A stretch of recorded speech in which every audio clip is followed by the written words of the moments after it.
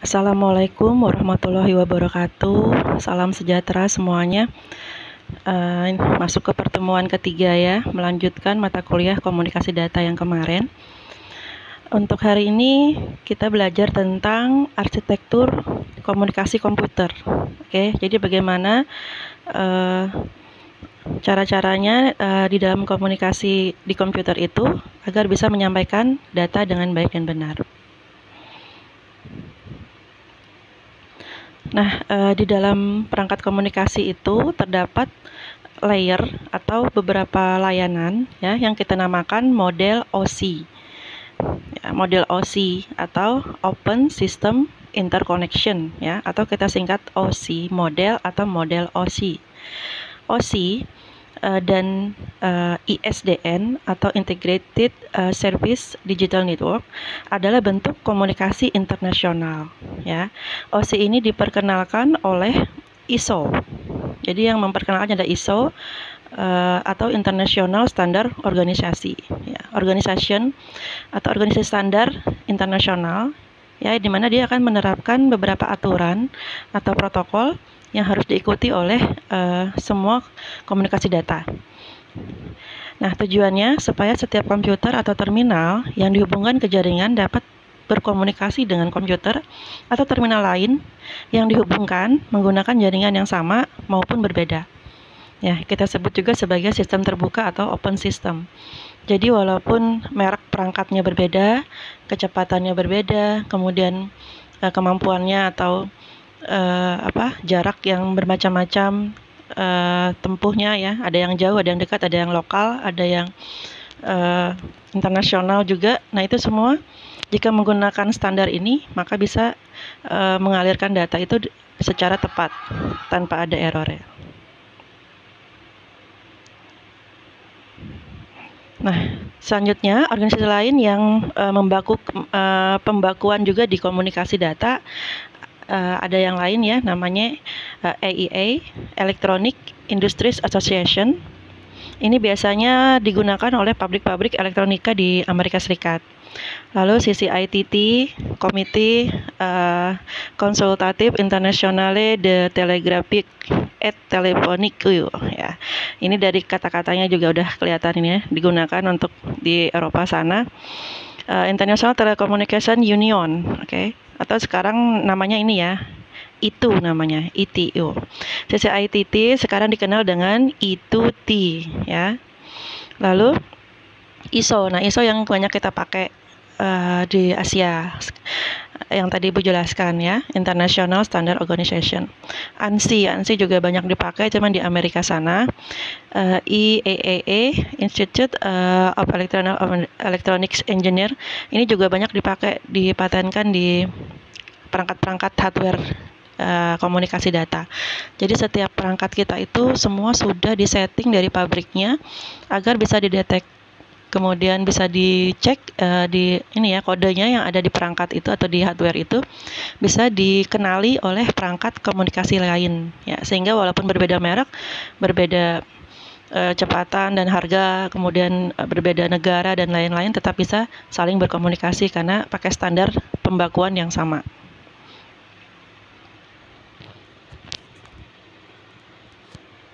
Protokol. Nah, dari tadi Ibu bilang menyebut soal protokol ya. Apa itu protokol? Nah, kalau di komunikasi data, protokol itu prosedur, aturan. Nah, dia yang mengatur semua operasi dari peralatan komunikasi data. Oke, kemarin komunikasi data itu ada apa saja? Minimal ada 3 ya komponennya.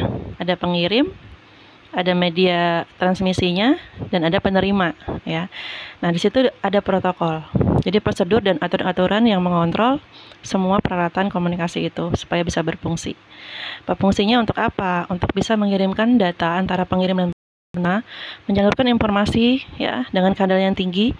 Kemudian dirancang dikembangkan oleh suatu pabrik sehingga mereka sukar berhubungan apabila berlainan pabrik pembuatnya. Nah, ini dulu sempat seperti itu sebelum distandarkan.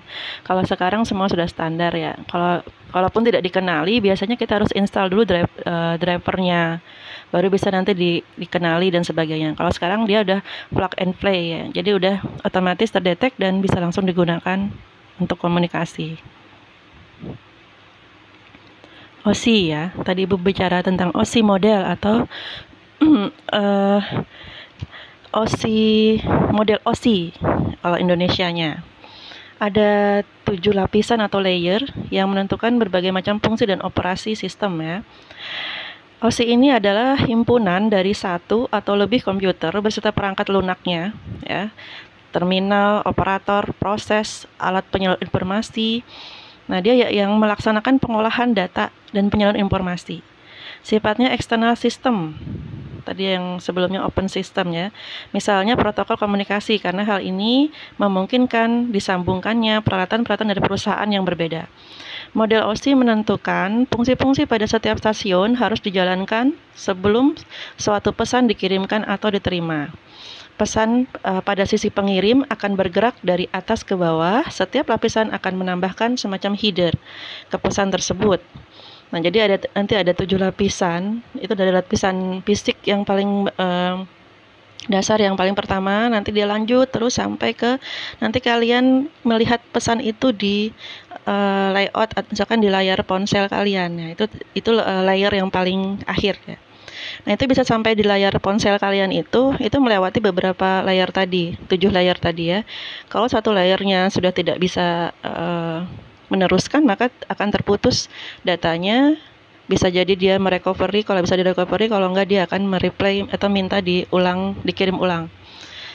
Nah, nanti belajar 7 lapis OSI atau OSI layer. Ibu harapkan kalian bisa hafal ini ya, karena ini mudah saja sebenarnya menghafalnya, dan ini dasar banget di dalam komunikasi data. Oke, ada yang upper layer, ada yang transport service. Jadi layer 1 sampai 4 kita sebut sebagai transport service, jadi layanan untuk transport. Sedangkan yang layer 5 sampai 7 itu adalah upper layer, yang udah layar atas ya. Yang paling bawah adalah physical layer.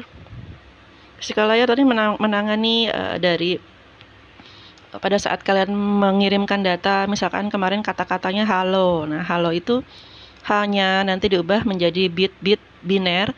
Nah, karena apa? Karena perangkat keras atau hardware itu hanya bisa mendeteksi bahasa assembler ya, atau kode-kode saja, kode-kode biner. Nah, jadi kode-kode biner itu yang hanya bisa didetek, sehingga dia harus ditransformasi dulu, dirubah dulu menjadi sebuah atau menjadi beberapa kode-kode bit ya, minimal 8 bit, 8, 16, 32 dan sebagainya. Bit stream ya. Lalu nanti lanjut ke atas masuk ke layar data link.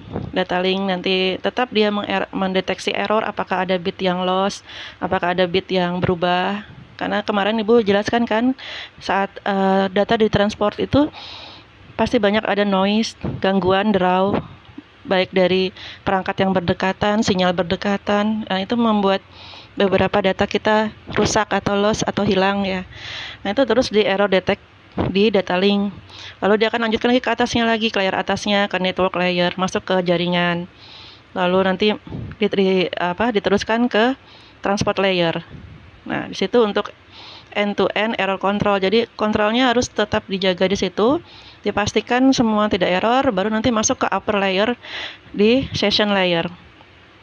Di situ dia mulai merequest ke penerima ya, apakah dia ini otentik, apakah permissionnya itu dia dibolehkan apa tidak, apakah nanti kalau di internet dia melewati seperti firewall ya, firewall mungkin dia tidak diterima, mungkin termasuk spam atau apa dan sebagainya, itu nanti akan dikembalikan atau dihilangkan di situ.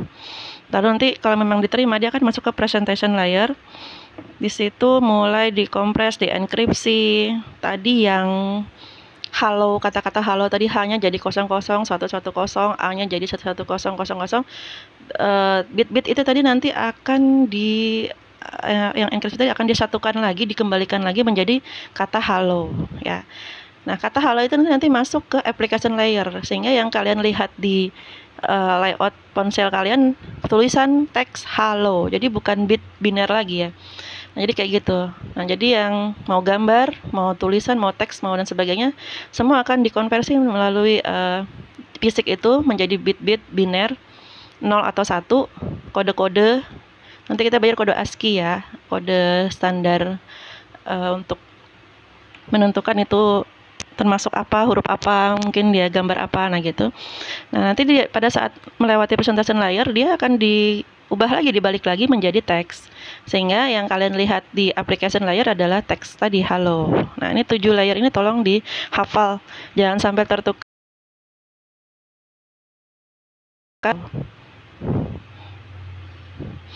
Nah, ini Ibu rasa kalian nanti bisa baca sendiri ya, physical layer itu apa.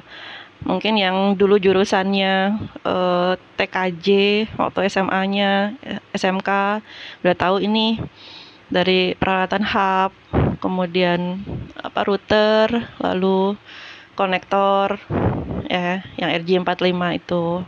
Lalu kalian mungkin sudah dulu kalau pernah di TKJ pernah cramping bikin jaringan. Nah, ini ya nggak jauh dari situ ya. Di physical layer tuh itu. Alat-alat itulah dari kabel, hub dan sebagainya dan lain-lain. Lalu data link. Nah, ini kalian bisa lihat sendiri data link tadi yang Ibu udah jelaskan ya. Tolong nanti dibaca. Network layer. Habis network apa? Transport. Oke. Nah, nanti tugasnya kalian mencari berbagai macam jenis protokol ya. Banyak banget protokol itu.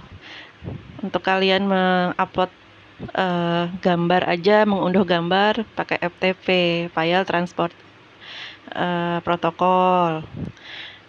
Banyak ya. Kemarin belajar kalau internet HTTP, Hypertext Transfer Protocol. Kalau sekarang HTTPS, lebih aman, ada S-nya, ada secure gitu ya. Banyak, nanti dicarilah contoh-contohnya ya protokolnya. Tapi secara layanan di dalam komunikasi data standarnya ya 7 OSI ini. Kenapa 7 Bu? Ya emang 7 aja ya, nggak ada kurang, nggak ada lebih ya, emang dari standar ISO-nya cuma 7 segitu. Oke, Ibu rasa cukup. Silahkan nanti dipelajari lagi. Kalau ada yang ditanyakan, silahkan diskusi di grup WhatsApp atau di komentar ya. Ibu sudahi dulu. Wassalamualaikum warahmatullahi wabarakatuh.